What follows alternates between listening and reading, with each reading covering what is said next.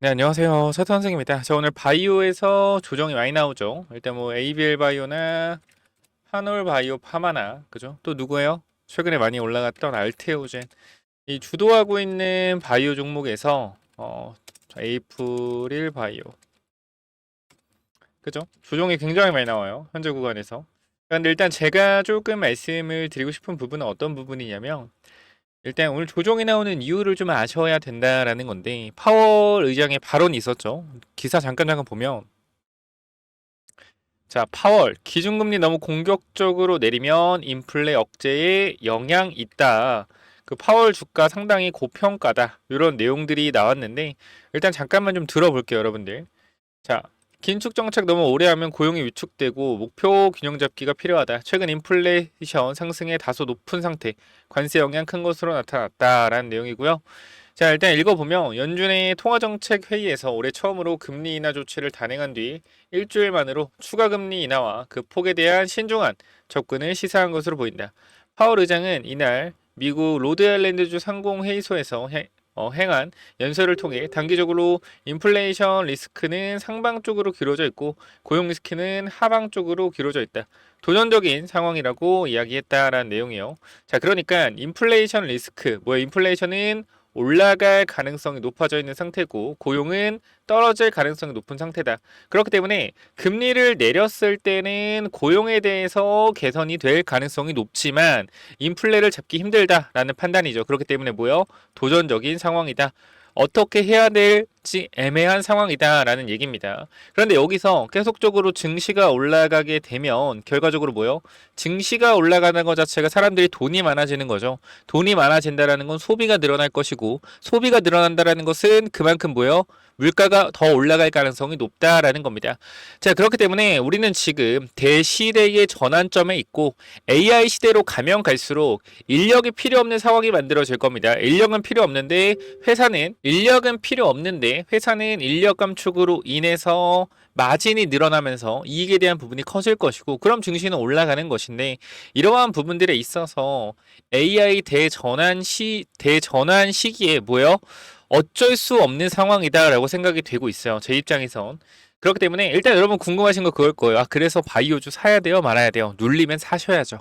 눌리면 사셔야죠. 이유를 또 뒤에 말씀드릴 건데, 자, 이런 양면적 리스크가 존재할 때 리스크가 전무한 선택지는 없다. 그러니까 두 금리를 내리고 금리를 유지하는 거 둘 다 리스크인데 여기서 조금 더 뭐요? 조금 더 정확한 방향으로 가야 된다. 이 얘기예요. 그러니까 둘 다 리스키하지만 조금 더 어느 정도 영향이 덜 끼치는 방향으로 가야 될 것이다. 이런 내용이고요.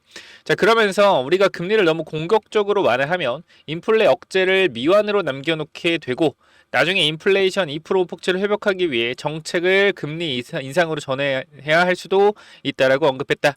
자, 그러니까 우리가 주식 시장이나 전세적으로 통화 정책은 어떻게 해야 되냐면 일관적이어야 돼요.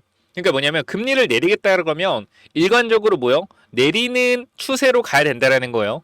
근데 금리를 내리겠다라고 했다가 중간에 금리를 올리게 되면 뭐요? 올리게 되면 정책의 일관성이 없죠. 정책의 일관성이 없어진다라는 것은 신뢰 문제로 직결되는 부분입니다. 그렇기 때문에 이 정책에 대한 부분에 있어서 어차피 금리 인하를 시작하면 시작하는 건데 금리 인하 속도를 빨리 한다라기보다는 어떻게 하는 거예요? 금리 인하 속도를 이렇게 하는 것이 아닌 금리 인하 속도를 이런 식으로 할 가능성이 있다. 요거를 지금 파월이 얘기를 한 거고 우리는 금리 인하에 대한 비컷 관련된 부분들을 기대를 하고 있는데 지금 파월 의장의 입장은 뭐예요? 그 비컷이 아닌 천천히 금리 인하를 하겠다. 요런 스탠스란 말이에요. 0.25, 0.5, 0.25, 0.25, 0.25, 0.5 뭐요? 천천히 금리 인하하겠다는 스탠스입니다. 이거 무슨 말인지 이해하셨죠? 이해하셨다면 구독과 좋아요 부탁을 드리고요. 자, 그는 이처럼 우리의 목표들이 긴장관계에 있을 때 연준의 정책 틀은 양쪽 목표의 균형을 맞추는 것을 요구해왔다고 강조했다. 이어 고용에 대한 하방 리스크가 증가하면서 우리의 목표 달성에 있어 리스크 균형 잡기에 변화가 생겼다며 최근 연준의 금리 인하 조치가 이루어진 배경을 설명했다. 고용 때문에 금리 인하에 대한 부분을 진행을 한 거다라고 얘기가 되어 있죠. 자, 그래서 기준금리를 4.25에서 4.5%에서 4.0에서 4.25% 내리기로 결정했다. 지난해 12월 기준금리 0.25 인하한 뒤 9개월 만에 첫 인하 조치였다. 파월 의장은 이에 대해 이 정책 기조가 개인적으로는 다소 긴축적인 수준이라고 볼 수 있으며 이는 우리를 잠재적 경제 변화에 대응하기 좋은 위치에 둔다라고 얘기했다. 그러니까 0.25가 적절하게 잘한 것 같다라고 얘기하는 거고 여기서 추가적인 부분에 대해서는 보수적으로 생각을 하겠다라는 거예요. 자, 그는 우리 정책은 미리 결정된 경로 위에 있지 않다며 연준은 들어오는 데이터와 변화하는 전망, 리스크 균형 잡기에 근거해 적절한 정책 기조를 계속 설정해 나갈 것이라고 밝혔다. 그럼 여기서 우리에게 힌트가 있죠. 파월 의장이 어떤 얘기를 했죠? 주가 상당히 고평가다라는 얘기를 했죠. 그럼 여기서 제가 해석할 때 어떤 거냐면 여기서 증시가 더욱더 올라가게 되면 우린 금리 인하 안 하겠다라고 해석되셔요. 제가 봤을 때는. 그러면 사실상 증시는 지금 구간에서 정책적인 방향으로 상방이 막혀 있고 하방이 열려 있다라고 볼 수가 있겠죠. 그러나 하방이 결과적으로 증시가 내려간다라고 했을 때 다시 한번 증시가 고평가 구간에서 적정 수준 내려왔다라고 하면 다시 한번 연준 쪽에서 금리 인하에 대한 부분을 생각을 해볼 수 있다. 물론 증시의 상승과 하락 그 부분들이 연준이 뭐예요? 금리를 결정하는 중요한 요소는 아닐 겁니다만 핵심적인 물가 상승이나 고용 지표를 고려했을 때 계속적으로 주가가 올라간다라고 했을 때 분명히 부담이 있는 게 사실이기 때문에 주가와 금리 인하에 대한 연관성보다는 전체적인 돈이 얼마나 시장에 많이 풀리냐 결과적으로 통화 정책을 해야 돈이 풀리는 건 맞지만 이 주식시장은 또 심리로 움직이지 않습니까? 그죠? 내가 돈에 예를 들어서 1억을 넣어서 1억을 벌었다. 근데 중요한 건 내가 매도 버튼 안 눌렀어요. 증시에 있어. 그죠? 그게 내 증시 아직 안 팔았어. 매도 버튼 안 눌렀을 때 사람들은 1억을요. 자기 돈이라고 생각하는 경향이 있어요. 그렇기 때문에 소비 성향을 늘린단 말이에요. 예를 들어 내가 오늘 오늘 주가 20% 올랐어. 2천만 원 벌었어. 돈 번 거 같잖아. 팔지 않았는데 뭐요? 내가 오늘 쏠게. 이게 되죠. 그렇기 때문에 시장에서 증시가 계속적으로 올라가는 상황이라면 사람들의 소비 성향이 강해질 수밖에 없다. 그 부분들을 파월이 지적한 거다라고 보시면 될 것 같습니다. 그래서 파월 의장은 이와 함께 최근 인플레이션 상승하며 다소 높은 수준을 유지하고 있으며 최근 데이터와 조사에 따르면 이런 가격 상승은 전반적인 물가 상승 압력보다 관세 영향이 큰 것으로 나타났다. 관세를 붙여서 물가가 올라갔기 때문에 이 부분들에 있어서 뭐예요? 관세 때문에 물가가 올라갔다라고 보여지고 있어요. 그럼 어떻게 보면 야 이거 트럼프와 파월의 뭐예요? 줄다리기로 볼 수도 있겠다라고 저도 생각이 되는데 자, 이어 관세 관련 물가 인상이 비교적 단기간에 그칠 수 있다면서도 관세 인상은 공급만 전방에 반영되는데 다소 시간이 걸릴 가능성이 있다. 그 결과 이 일회성 수준의 물가 상승은 몇 분기에 걸쳐 확산하면서 그 기간 다소 높은 인플레이션으로 나타날 수 있다고 전망했다. 자, 쉽게 얘기하면요. 단기적으로 우리가 관세를 높인다라고 해서 가격이 올라가기 전에 미리 소비를 했던 경향들이 있단 말이에요. 미국 시장에서. 예를 들어 다음 달부터 관세로 차값이 10% 올라. 500만 원 올라. 그럼 뭐요? 지금 사야겠다. 차를. 그죠? 그럼 뭐요? 소비가 많아지겠죠. 그 부분을 파월이 얘기를 한 거고 그래서 단기적인 상승에 그칠 수 있다.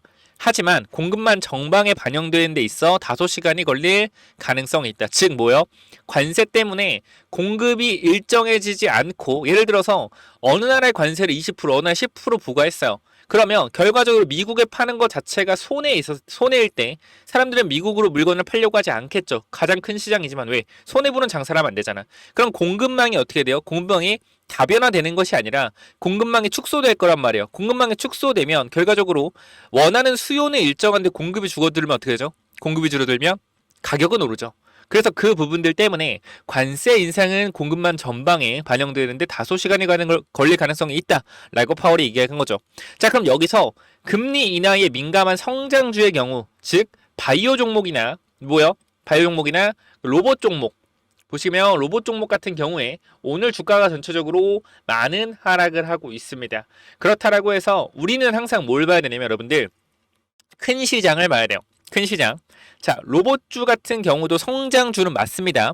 성장주는 맞습니다만 우리가 판단을 해야 되는 건 뭐냐면 이 로봇들로 인해서 돈을 벌 수 있냐 돈을 벌 수 없냐가 중요한 부분이에요. 바이오도 마찬가지입니다. 이 바이오 회사가 이 바이오 기술력으로 돈을 벌 수 있냐 못 버냐가 문제예요.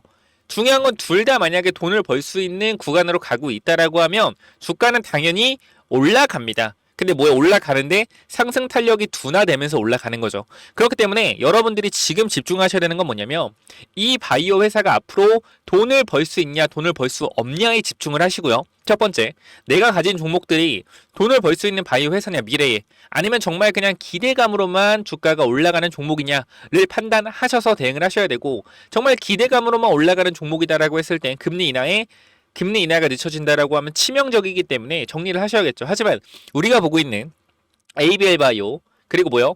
에이프릴 바이오, 에로가 기대가 되고요. 추가적으로는 상승, 그러니까 우리가 정확하게 말씀드리면 에이프릴 바이오 같은 경우는 아직 임상 초기 단계입니다. 임상 초기 단계. 그렇기 때문에 현재 구간에서 라이센스 아웃에 대한 기대감은 충분히 있으나 이것이 상용화돼서 로열티까지 받는 데까지는 시간이 걸려요. 그러면 우리가 에이프릴 바이오 뭐요? 금리 인하가 늦춰지면 치명적인 종목으로도 볼 수가 있겠죠. 그죠? 그러나 저는 개인적으로 말씀을 드릴게요. 자, 월봉을 봤을 때 전고점 뚫어놨습니다. 그죠? 뚫어놨어요. 전고점 뚫어놨기 때문에 이건 뭐야? 조정 시에 매수를 할 수 있는 기회다. 하지만 조정폭에 대한 부분들을 조금 더 깊게 열어둬야 될 거라고 생각을 하고요. 제가 주말간의 영상을 찍어드리고 어떻게 됐어요? 화요일에 주가가 이렇게 올랐습니다. 몇 프로 올랐죠? 17% 올랐어요. 그렇기 때문에 사실상 지금도 다 여러분들 거의 수익 중인 구간일 수밖에 없어요. 그러니까 약수익 중이가 이제 만약에 안 팔았다라고 하면, 그럼 저는 그렇게 생각합니다. 우리가 어차피 분할로 매수를 했기 때문에 분할 매수로 오히려 내려오면 매수에 대한 기회로 잡아갈 수 있는 구간이다. 그래서 치명적이긴 하지만 이렇게 말씀드릴게요. 단기적으로 치명적이긴 하지만 라이센스 아웃에 대한 기대감이 커져 있는 상황이고, 결과적으로 추세적으로는 금리가 어떻게 계속적으로 인하될 가능성이 높다. 그러니까 아까도 말씀드렸지만 통화 정책상 금리를 내렸다가 올렸다 내렸다 올렸다 하는 방향은 뭐예요? 일관성이 없어요, 정책에. 그렇기 때문에 금리는 방향적으로 내릴 겁니다. 내릴 건데 시기에 대한 부분들이 내리고 딜레이 내리고 딜레이 이렇게 될 수 있다는 거죠. 0.25 0.25 0.25 순차적으로 FOMC나 내리는 게 아니라 내리고 동결 내리고 동결 내리고 이런 식으로 진행이 될 수 있다라는 거예요.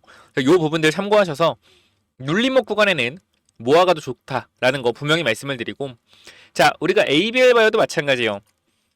단기적으로 돈을 벌 수는 없습니다.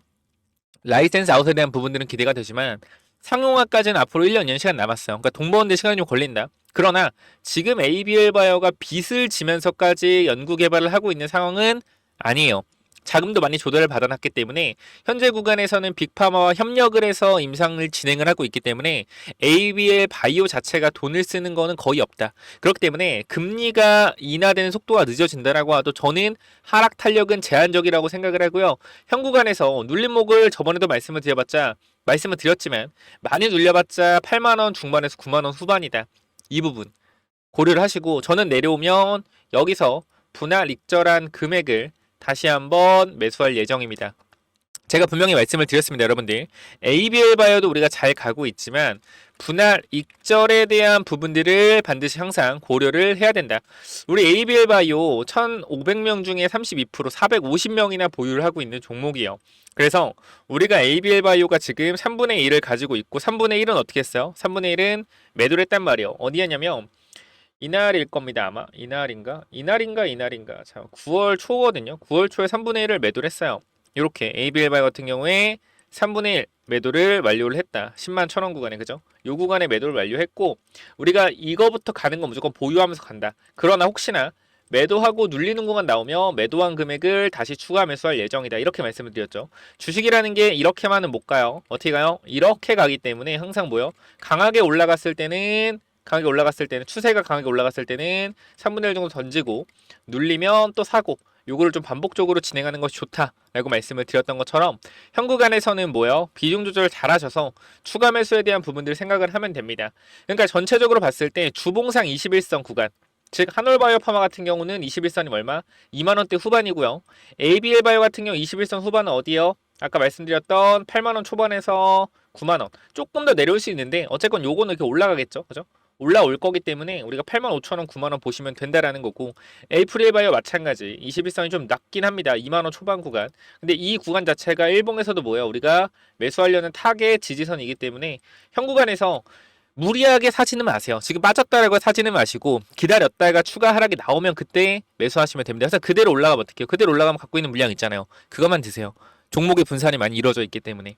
자, 그래서 여러분들 저는 정답을 드릴 순 없다. 정답을 드릴 순 없으나 여러분들이 가장 크게 이득을 볼 수 있는 방향으로 설명을 드리고 있습니다. 그렇기 때문에 현구간에서 제가 텔레그램 방에서 여러분들이 납득할 수 있는 그러한 부분들, 그러니까 지금 시장에서 어떤 스탠스로 내가 대응을 해야 되나, 어떻게 시장을 판단해야 되냐고 했을 때 여러분들한테 정확한 정답이라는 건 드릴 수가 없죠. 주식시장은. 하지만 그나마 정답에 가까운 정답의 근사치에 대한 부분들을 이렇게 말로써나 해석을 해드리고 그리고 텔레그램 방에서 정보를 전달을 해드리고 있기 때문에 여러분들이 위쪽에 번호 있죠. 위쪽 번호. 자, 몇 번입니까? 위에 번호 010-9201-6329 위에 번호 010-9201-6329 자, 이쪽으로요. 간단하게 바이오라고 남겨주시고 여러분들이 뭐 가지고 있는 종목이 있다라고 하면 종목에 대한 부분도 아니 종목명으로 위에 번호로 문자를 남겨주시면 제가 한번 체크를 해보도록 할 거고 텔레그램만 입장 도와드릴 겁니다. 그렇기 때문에 위에 번호 몇 번이죠? 010-9201-6329 이쪽으로 바이오라고 남기셔서 텔레그램방 들어오시면 되고요. 추가적으로 로봇주가 굉장히 많이 하라고 하고 있는데 저는 기회라고 보고 있어요. 기회라고 보고 있고 저번에도 말씀을 드렸지만 제가 올려드렸던 로봇스타라는 종목 강한 상승 나와줬고요. 주말에 올렸던 로봇 관련된 부분들에 있어서도 많은 조회수와 구독자가 붙었던 것만큼 분명히 제가 여러분께 말씀드리는 종목들에 대해서는 강한 승률이 나오고 있다라는 거 다시 한번 말씀드리고 위쪽에 번호로 간단하게 여러분들이 바이오라고 남겨주시면 입장 도와드릴 거고요.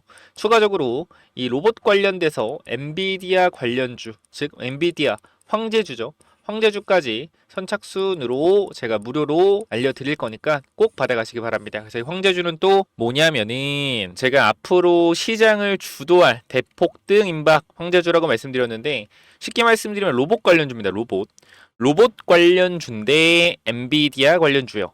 그래서 일단은 제가 간단하게 설명드릴 건데 일단 요 종목인데요. 제가 이 하락 매집을 진행을 하고 나서 바닥에서 추가 매집 후에 이제 올라갈 준비를 하고 있어요. 사실 제가 200%라고 말씀을 드렸는데 이거 좀 보수적으로 말씀을 드린 거거든요. 정말로 매집을 오래 했기 때문에 정말 강하게 올라갈 수가 있어요. 그래서 요 부분들 제가 분명하게 체크해 보셔라 말씀드릴 건데 지금 살짝 제가 수정을 좀 하면 이게 여러분들이 안 보이는 것 같아서 저 화면이 이탈이 나와도 양해 부탁드리고요. 이렇게 좀 보여드리도록 할게요. 아무래도 이 거래량이 지금 안 보이기 때문에 거래량에 대한 부분들을 제가 보여드리고 싶거든요. 보시면은 거래량을 보시면 알겠지만 내려올 때도 잔파동에서 거래가 터져도 이 정도 거래밖에 안 나왔죠. 근데 거래가 엄청나게 많이 나왔다. 바닥에서 거래가 많이 나오면서 거래량을 돌리고 있다. 즉 이 구간에 있는 물량에 대한 부분들을 장악을 하면서 내려왔고 지금 구간에서 마지막 흔들기 단계 들어가 있다. 장기 이평선 돌리잖아요. 그죠? 상승 탄력 나오기 일부 직전 꼭 체크해 보셔라. 나중에 못 잡으면 정말 후회하실 거고 이 부분들을 보게 되면 우리가 또 차트를 보여드릴게요. 지금 이거랑 똑같은 차트들의 앞으로 이전에 움직임을 보여드리면 이것도 이렇게 올라갔던 부분이거든요. 보시면 얘 봐봐요.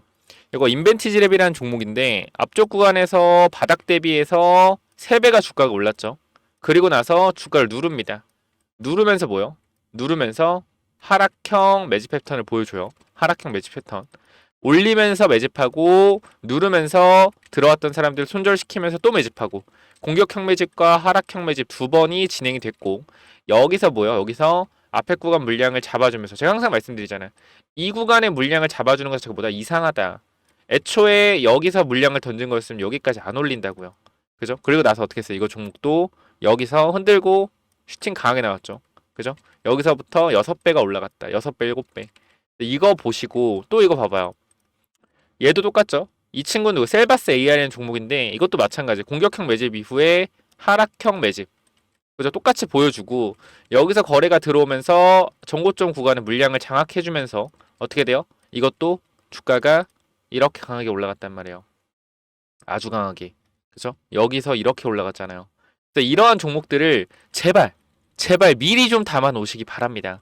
그래서 요 부분들 제가 여러분들한테 황제라고 남기시면 공유 드릴 거고, 이 엔비디아 로봇 관련주니까 엔비디아가 지금 뭐요? 로봇 관련된 부분을 언급을 하고 있잖아. 그래서 말씀드릴게요. 제가 감히 예언합니다. 앞으로 로봇주가 5배, 6배, 7배 폭등 나오는 종목들이 등장을 할 거예요.